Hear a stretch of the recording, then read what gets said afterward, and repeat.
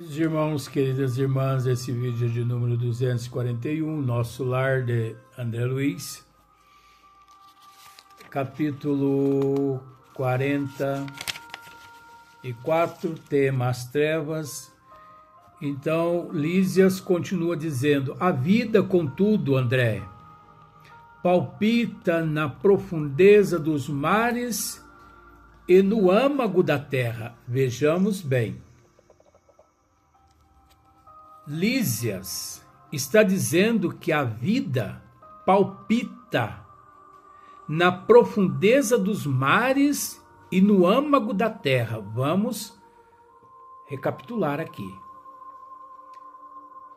Lísias, ele, nesse instante, ele está dizendo a André que no âmago da terra e nas profundezas dos mares, a vida ali palpita. Mas é a vida humana, o princípio inteligente. Ali, nestas repartições, o princípio inteligente ali presente nestas dimensões, o princípio inteligente, o eu, seres humanos, não seres humanos conforme você é e pensa, mas de acordo com aquela dimensão, pois é preciso entender que na erraticidade, nesse exato momento, o princípio inteligente se encontra vivo, depois de ter estagiado aqui no corpo físico, na condição de alma, se encontra na erraticidade, na condição de espírito. Então, quantos bilhões de espíritos presos nestas dimensões, nas entranhas da terra e nas profundezas dos mares, nesse instante, nestas regiões abismais de trevas. Silas não está dizendo a André a respeito da vida no geral, no vegetal, no mineral, do animal. Ele não está tratando de biologia. Ele não está tratando de fauna, nem de biodiversidade. Ele está tratando da vida humana, o princípio inteligente. Ele não está dizendo que esses lugares encontram repletos de vida. Por exemplo, bactérias, micróbios, vírus. Não. Ele está dizendo a André que nesses lugares são dimensões e que nestas dimensões o princípio inteligente ali estagia em várias situações evolutivas, tanto primitiva quanto evoluída. É preciso entender uma outra coisa. Muitas pessoas por aí, é óbvio, em busca de likes, de mídia, de curtidas, eles estão dizendo que bilhões de espíritos já foram transferidos da Terra para outros planetas primitivos. E eles inventam lá alguns nomes, como por exemplo, é um termo Quiron, Tudo bem, é sabido que é real a transferência de uma boa parte dos espíritos rebeldes destas regiões aqui da Terra para estas regiões distantes, esses planetas primitivos. Mas é preciso entender que, se tratando-se de dimensões primitivas, a providência divina não precisa levar esses espíritos tão longe, não. É só mudá-los de dimensão. Da dimensão física qual onde nós nos encontramos, a essas dimensões que se encontram no núcleo da Terra, mantendo eles lá durante 50 mil anos, até eles se redimirem. Porque é preciso entender que estas regiões no núcleo da Terra, tidas como treva, abismo, são primitivas milhões de vezes mais que muitos planetas que nesse exato momento encontram-se no auge do primitivismo. Há muito mais sofrimento nestas dimensões primitivas circunvizinhas aqui do globo terrestre, dimensões, que nestes planetas distantes primitivos. Então, esse processo de que a espiritualidade maior está transferindo para outros planetas milhões de seres a planetas primitivos, é preciso ficar muito atento com relação a essas questões, porque nem sempre condiz com o que as pessoas estão dizendo. Por quê? Há um número inimaginável de dimensões primitivas na Terra, circunvizinha da Terra, circunvizinha do ser humano. O ser humano encontra-se em meio a regiões pantanosas, umbralinas, abismais, trevas profundas, mas porque não conseguem enxergar estas regiões com os olhos da matéria, ignoram estas realidades, ou esta realidade. E ignorar esta realidade é uma demonstração enorme de primitivismo, porque a vida, ela palpita em todo o quadrante do universo, que não tem começo e nem fim. Pois vamos lá. Além disso, há princípios de gravitação para o espírito. André, como se dá com os corpos materiais. Que Lises está querendo dizer?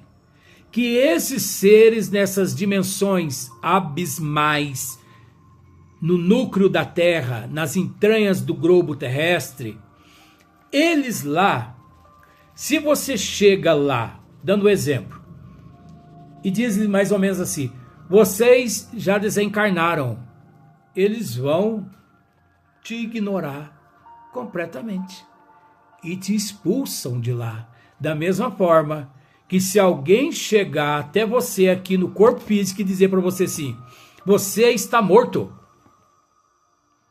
você vai ficar bravo com essa pessoa. Você vai ignorar o que essa pessoa diz. É natural, porque você crê que você no corpo físico se encontra. Agora, uma pergunta eu te faço. Que certeza você tem de que você encontra-se reencarnado? Que certeza você tem? Até porque todos os seres nestas regiões que acabamos de descrever no centro da terra, no núcleo da terra, nas entranhas da terra, no fundo do mar, na superfície dos mares, todos eles respiram o oxigênio puro. Eles sentem dor, fome, eles têm família, eles casam, eles namoram, eles praticam sexo, eles olham para cima, eles veem estrela, eles olham para baixo, eles sentem terra firme, eles pegam nas coisas, todas são palpáveis. Dizer a esses seres que eles já morreram seria uma ignorância? Agora eu te faço a pergunta: quem está realmente reencarnado? Quem realmente está no corpo físico? Nós ou eles? Eles ou nós? Quem está reencarnado? Quem está vivo? Quem está vivo? Nós ou eles? Em matéria de vivo, tanto eles quanto nós. Mas e reencarnado? Até porque as mesmas sensações que nós temos neste corpo físico aqui, pegando essa caneta aqui, eles lá também têm. Eles sentem tudo que nós sentimos. Eles têm as mesmas necessidades que nós temos, os mesmos desejos que nós temos. A lei gravitacional lá é a mesma aqui, nossa. É a mesma lei gravitacional. Centrípeta, centrífuga. É a mesma. Só que quem não estuda, quem não raciocina, não consegue entender. Não é verdade? Além disso, há princípios de gravitação para o espírito, André. Como se dá com os corpos materiais. Olha só, não existe diferença. A Terra não é somente o campo que podemos ferir ou menosprezar. A Terra, André, não é somente o campo que podemos ferir ou menosprezar. A nosso bel prazer. É organização viva. A Terra é organização viva. Tudo palpita. A vida em tudo. Possuidora de certas leis que nos escravizarão ou libertarão. Olha só. É organização viva, possuidora de certas leis que nos escravizarão ou libertarão. Segundo nossas obras. Segundo nossas obras. Que você tem construído nessa terra? Você tem construído edifícios, arranha-céus? Você tem construído jardins floridos? Você tem construído, plantado amor? Semeado amor? Você tem semeado benevolência, indulgência?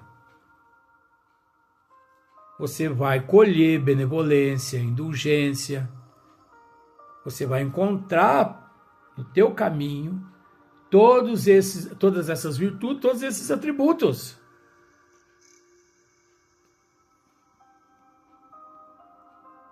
Ou você tem construído casa de papel. Ou você tem jogado papel ao vento. Você tem esquecido a benevolência, a indulgência? Quais são as tuas obras? Segundo as nossas obras? Quais são as tuas obras? quais são as minhas obras. Me é conferido em um bloco de granito esculpir uma deusa, Osíris. Me é conferido esculpir uma deusa, a deusa Osíris da mitologia. Mas em vez de mim esculpir Osíris,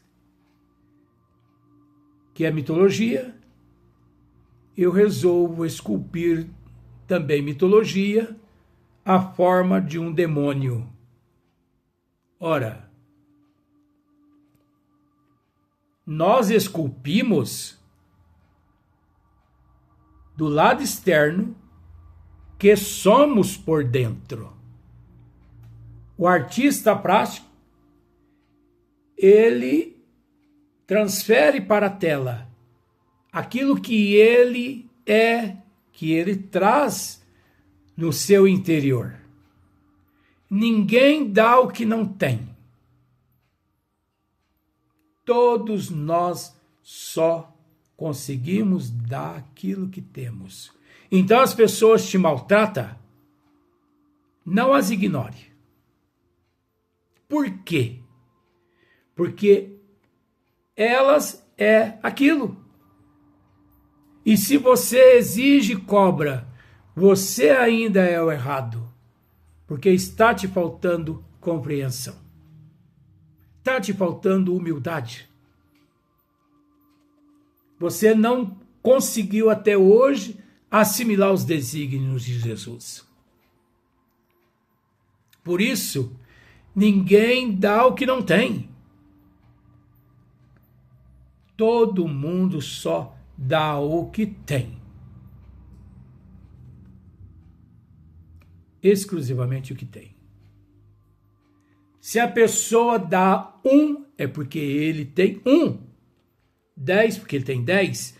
0 é porque ele tem 0. Se uns é dotado de mais amor, porque ele tem amor. Se não, é porque ele não tem amor. A evolução se faz através da desigualdade. É necessária a desigualdade? A desigualdade faz parte da evolução. O interessante na eternidade chama-se desigualdade. Isso que é interessante. Porque imagine se fôssemos todos do nível de Deus. Se fôssemos todos do mesmo nível de Deus, não teria graça.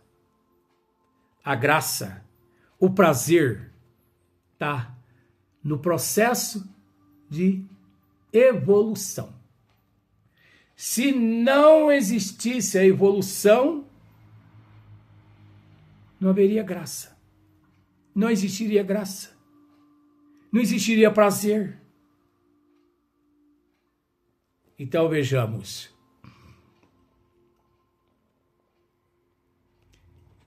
Ele continua, é claro, que a alma esmagada de culpas não poderá subir à tona do lago maravilhoso da vida. Olha só, é claro que a alma esmagada de culpas não poderá subir à tona do lago maravilhoso da vida. A consciência de culpa. Nós tratamos desse assunto nos vídeos anteriores. Você chega a uma loja e se apaixona por alguns móveis. E você ali se compromete. 20 prestação de R$500. Simplificando a história para você entender.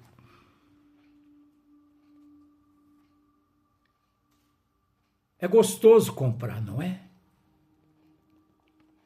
É uma maravilha comprar. Mas é preciso entender que mais cedo ou mais tarde a conta chega. E quase 99% da humanidade, quando o boleto bancário chega, ele reclama. Por que que ele reclama? Porque ele é egoísta, ele é primitivo, ele é um ignorante. Por que estou usando esses termos?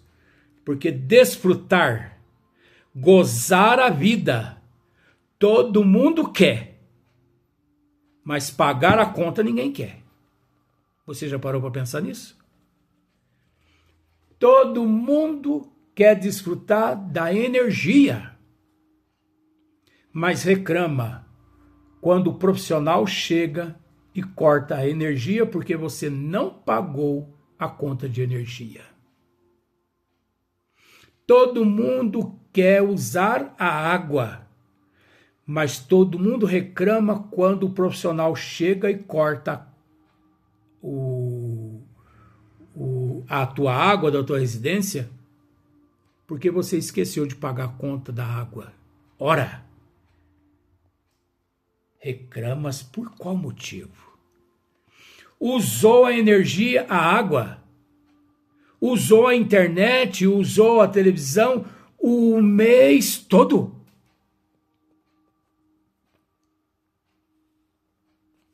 Esqueceu de pagar? Mas como você esquece de pagar uma coisa que você usa todo dia? Como? Não existe. Isso chama-se muletas, desculpismo, querendo apossar-se daquilo que não é teu, que nunca foi teu, que encontra-se sobre o teu poder para você administrar. Mas nem administrar a tua vida, você consegue administrar a tua vida, quanto mais administrar a vida dos outros.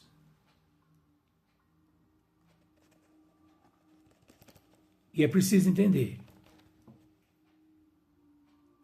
que tudo, o primeiro toque é gostoso. Pegue 1 litro de mel, põe uma colher de mel, ponha na boca. É uma delícia uma colher de mel. 2 colheres de mel. Você já vai sentir uma certa repulsa. Mas vire aquele 1 litro boca abaixo. Toma 1 litro de mel de uma vez para você ver o que acontece com o teu organismo. Diarreia, vômitos, intoxicação no organismo. E olha lá se você não sucumbir, vindo ao desencarne.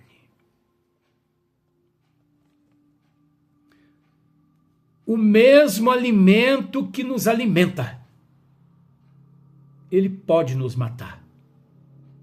Eu não concordo. É um direito teu, meu amigo, minha amiga. Façamos um teste. Quantos milhões de pessoas no mundo obesas por transtorno compulsório compulsivo alimentar? A mesma comida que sustenta, o mesmo alimento que sustenta, ele pode matar a pessoa de obesidade. Você é portador de algumas insuficiências e você não pode com determinados alimentos. Você sabe que se você come, inflama teu organismo todo e você pode se intoxicar e ir vindo ao desencarne. E você vai e come, se intoxica e desencarna. Então, meu amigo, minha amiga, não é só veneno classificado pela Anvisa como veneno que mata. Arroz, feijão, macarrão, batatinha, mata também. Mata. É só você não ter disciplina na porção. Coma excessivamente para você ver o que acontece.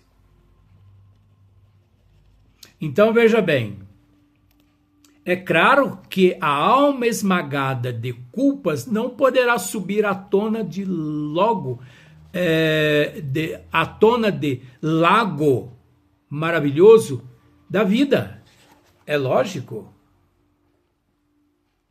Ninguém dá salto na evolução.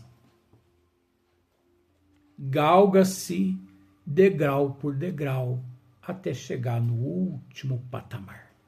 Agora, esse último patamar não existe também. Você sabe por que não existe o último patamar? Porque o último patamar, ele já é ocupado por Deus. E a Deus, ninguém chega na condição de competir com Ele. O que nós queremos dizer, você nunca será Deus. Eu nunca serei Deus. Co-criadores em planos menores, sim. Mas co-criador em plano maior, só Deus. A inteligência suprema, a causa primeira de todas as coisas, só o Pai. Onisciente, onipresente, onipotente, ilimitado. Só o Pai. O Mestre Jesus, onisciente, onipresente, onipotente, limitado? Sim. Encerrando-se nesse exato momento, ficando para o próximo dia um trecho desse capítulo 44, As Trevas, livro de André Luiz, através de Chico Xavier. Querendo deixar aqui os nossos agradecimentos a esse ministro de Jesus, que hoje, 1º de novembro de 2025, comemora-se mais uma data aqui na Terra de desencarne o professor Eurípides Barçanufo. Não poderíamos encerrar esse vídeo sem deixar registrado essa nossa gratidão, nossa homenagem, nossa gratidão a este ministro de Jesus. Porque o professor, Dr. Bezerra de Menezes, esses seres são ministros do Cristo aqui na Terra. Devemos a eles. Nós não temos condições de entender Deus ainda. Nós não temos condições de entender Jesus ainda. Por isso, nos apegamos aos ministros do Cristo. Porque conforme nós, seguindo o exemplo desses ministros, conseguimos compreender o Cristo. E ao compreender o Cristo, passamos a compreender Deus. Porque Deus, se você quiser registrar, pode registrar. Deus é a casa. Jesus é a porta. E o Deus é a casa, Jesus é a porta. E Hippolyte Léon Denis Rivail, Allan Kardec, é a chave. Então, 1º de novembro de 2025, hoje, se comemora data de falecimento do professor, que desencarnou no ano de 1918. 1º de novembro de 1918. 1º de novembro de 2025. 107 anos de desencarne dele, hoje. 107 anos. Uma vez que ele nasceu no dia 1º de maio de 1980. 1º de maio de 1880. Sacramento, Minas Gerais. Desencarnou 1º de novembro de 1918, aos 38 anos de idade. Vítima. Por que vítima? Porque ele pediu para desencarnar através da peste, da febre, da gripe espanhola naquele século, naquela época, naquela década. Deixando o corpo físico aos 38 anos de idade, em 1918. 1º de novembro de 1918.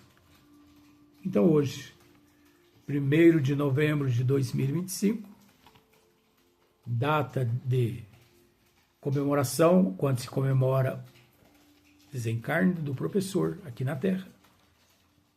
107 anos de desencarne. A ele, nossa gratidão, nosso amor, nosso carinho, nosso respeito, nossa reverência. Que Deus e Jesus continue sustentando-o, porque a responsabilidade desse ser, juntamente com o Dr. Bezerra de Menezes, no Brasil, no mundo, não é pequena. A responsabilidade desse ser é imensa. Muito mais que a humanidade conhece e tem conhecimento. Muita paz, até o próximo dia.